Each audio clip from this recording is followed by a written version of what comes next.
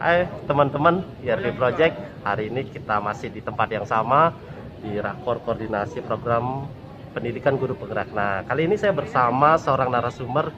Dia adalah kepala sekolah di SMAN 1 Rendang. Dia adalah Pak Putu Sudibawe. Halo Pak Putu. Ya, halo, selamat pagi. Ya. Oke teman-teman, kita akan ngobrol tentang persiapan atau topiknya adalah tentang asesmen nasional. Nah, Pak Putu, di SMA kira-kira apa yang harus dipersiapkan dulu untuk menyongsong AN ini? Makasih, Heri. AN ini sebenarnya merupakan 4 kebijakan dari Merdeka Belajar. Yang pertama itu adalah penyederhanaan RPP menjadi yang dibutuhkan. Yang kedua itu adalah meniadakan USBN. Kemudian SMA sonasi, penerimaan pendidik baru sonasi, dan salah satu itu adalah sekarang benar mengganti UN dengan AN. Nah, tapi yang perlu dipersiapkan itu karena AN itu untuk tahun awal ini adalah merupakan baseline untuk sekolah, hanya pemetaan awal, maka tidak perlu persiapan secara khusus.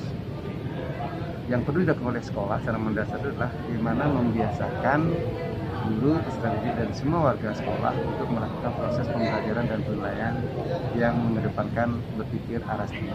Itu ya sebenarnya.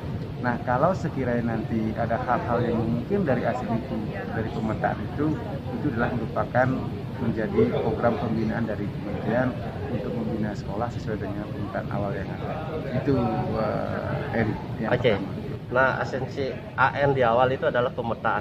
Nah, Pak Tu, apakah sekolah itu perlu artinya melatih begini kan AN itu ada salah satunya kan AKM, yaitu literasi dan numerasi.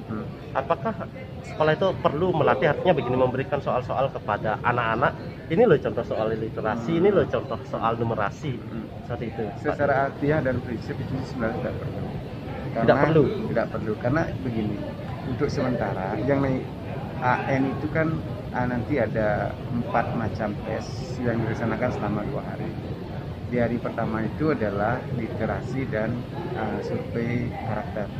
Di hari kedua itu adalah numerasi dan survei lingkungan belajar. Yang namanya survei untuk sementara untuk jenjang SMA itulah diambil maksimal 45 orang. Itu pun diambil secara acak, tidak memandang peminatan, tapi di kelas 11 di tahun pelajaran yang bersangkutan.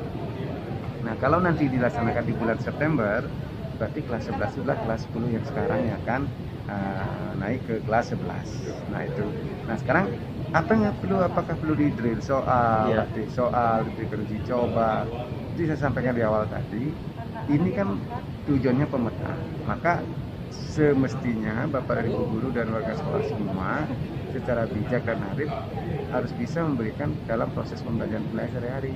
Di sanalah kita selalu menekankan proses pembelajaran yang menekankan penalaran. Jadi itu. Nah, sekiranya karena ini kan hanya sampel 45 orang. Nah, kita diberikan soal dan sebagainya, kita juga tidak tahu siapa akan dipilih karena dipilih secara acak oleh Dapodik. Nah, kalau awal itu berdasarkan strata ekonomi, tapi karena data yang dikumpulkan tidak valid dan tidak sesuai dengan harapan, maka kembali lagi peserta didik yang terpilih itu adalah merupakan didik itu acak secara Dapodik. Sehingga esensi dari pertanyaan Eri tadi, yang terpenting itu adalah Bapak dan Ibu bersama-sama mulai sekarang membiasakan peserta didik untuk selalu berpikir tingkat tinggi, selalu melakukan tindakan yang mengedepankan analisa dan penalaran. Demikian, Eri. Oke, berarti kesimpulannya adalah bagaimana dari sekarang, harusnya sejak awal ya, Pak ya, di awal. guru itu melatih bagaimana anak itu agar memiliki kemampuan berpikir atas tinggi ya, KBAT atau istilah kerennya HOTS ya. Nah, itu benar-benar ini benar. Nah, terkait dengan survei Pak ya, survei itu yang disurvei itu kan satu karakter dan survei lingkungan belajar. Kira-kira komponen yang bisa diberikan atau agar anak-anak juga kita perlu beri bayangan kan Pak, tiba-tiba dia agar tidak syok lihat ini soal apa sih gitu. Nah, kira-kira komponen-komponen yang dinilai atau diukur dalam survei karakter atau survei lingkungan belajar itu apa saja Pak? Terima kasih Pak Eri, syukur sudah mengingatkan. Sebenarnya begini, di dalam dalam AN ini kan ada 2 hari pelaksanaan tes. di hari saya bilang tadi adalah literasi dan survei karakter. Nah, yang karakter ini nanti lebih tekankan bagaimana peserta didik itu yang sering dikembangkan oleh Mas Menteri lah membentuk profil pelajar Pancasila. Nah, karakter inilah yang nanti akan sengaja digiring, dibentuk agar peserta didik itu menuju ke arah sana. Sehingga dalam proses pembelajaran itu harus begitu. Ada 6 karakter, Bapak Ibu semua, ada religius, berkependidikan global, mandiri, berpikir kritis, kemudian gotong royong, dan lagi satu adalah mandiri. Yang ke depan sekarang kan kita harus kembali mengedepankan proses gotong royong yang sudah agak mulai luntur. Itulah di dalam survei karakter lebih dicenderungkan, lebih difokuskan pada pembentukan profil pelajar Pancasila. Nah, kemudian pada lingkungan belajar, bagaimana peserta didik itu bisa memberikan informasi yang lengkap dan baik serta mungkin lebih perspektif gimana kondisi lingkungan belajar yang di lingkungan belajar mereka, bukan hanya sekadar di lingkungan sekolah, mungkin juga di lingkungan belajar di tempat-tempat lain yang digunakan belajar, misalnya warga, masyarakat dan sebagainya. Hal ini tujuannya untuk apa? Untuk menghindari apa yang harus dilakukan pemerintah agar tidak terjadi bullying, kemudian apalagi istilahnya kekerasan. Nah, yang penting kembali lagi atau tujuan pemerintah adalah membentuk sekolah yang ramah terhadap anak. Jadi demikian. Nah, sehingga saya bilang tadi survei ini jangan dibuat-buat, jawablah sejujurnya. Sehingga pengambil kebijakan dalam hal ini mungkin kementerian atau pemerintah bisa memberikan treatment yang sesuai dengan kondisi yang ada. Nah, kalau seandainya seperti Pak Heri tadi bilang perlu ada latihan khusus sebagainya, terkadang tidak mencerminkan sesungguhnya, sehingga balikan treatment diberikan oleh kementerian tidak pas jadinya. Sehingga jawablah sejujurnya, berikan informasi yang sevalid mungkin, yang sebenar mungkin, sehingga balikan atau informasi yang akan didapat oleh pengambil kebijakan sesuai dengan kepentingan lapangan. Baik. Nah, artinya begini Pak Tu ya, kalau misalnya di survei lingkungan belajar itu kan kita tidak harus menunjukkan hal yang baik-baik saja ya. Kalau memang di sekolah itu tidak ada ya kenapa malu untuk mengungkap tidak ada begitu ya. Benar-benar Pak Eri. Jadi saya bilang tadi, ungkapkanlah secara sejujurnya kondisi lingkungan belajar yang ada di sekolah. Sehingga pengambil kebijakan akan bisa memberikan solusi yang sesuai kondisi sekolah tersebut. Sehingga tidak salah memberikan pembinaan, motivasi, inspirasi dan sebagainya. Dan apa yang ada di sekolah diharapkan telah muncul, dijawab secara jujur oleh peserta didik. Nah, sekedar informasi juga untuk survei lingkungan belajar itu akan dijawab oleh siswa, guru dan seluruh tenaga pendidikan yang ada di sekolah tersebut.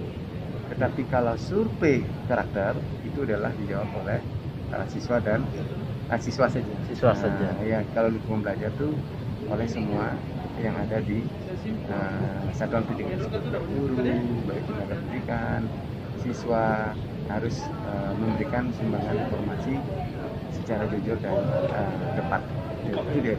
Ya, berarti AN ini adalah diharapkan memberi potret sesungguhnya bagaimana kondisi sekolah, baik dari lingkungan belajarnya, kondisi siswanya, pengetahuan siswa kan begitu.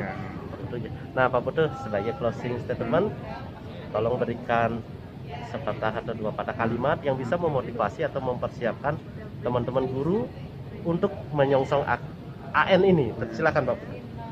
Bapak Ibu yang terhormat, Bapak Ibu yang hebat, AN bukan sesuatu yang istimewa. Marilah kita menghadapi dengan sesungguhnya apa yang ada, tidak membuat-buat, tapi intinya mulailah dari sekarang, karena AN itu adalah memotret baseline dari keadaan sekolah. Jadi kita memulai dengan yang benar sehingga segala sesuatu yang akan terjadi yang benar. Mulailah membiasakan anak dengan belajar berpikir tingkat tinggi dan juga memberikan pilihan juga berpikir tinggi. Sekali lagi, selalulah memberikan yang terbaik kepada anak didik dan yakinlah bahwa yang terbaik itu akan datang lagi. Ya, terima kasih Pak Putu. Jadi itu tadi bahwa AN itu adalah memotret baseline dari kondisi sekolah. Nah, demikian nanti obrolan kita bersama Pak Putu Sudibawa. Jangan lupa untuk tetap like, subscribe, dan berikan feedback agar channel ini bisa lebih baik lagi. Bye-bye. Hai semua.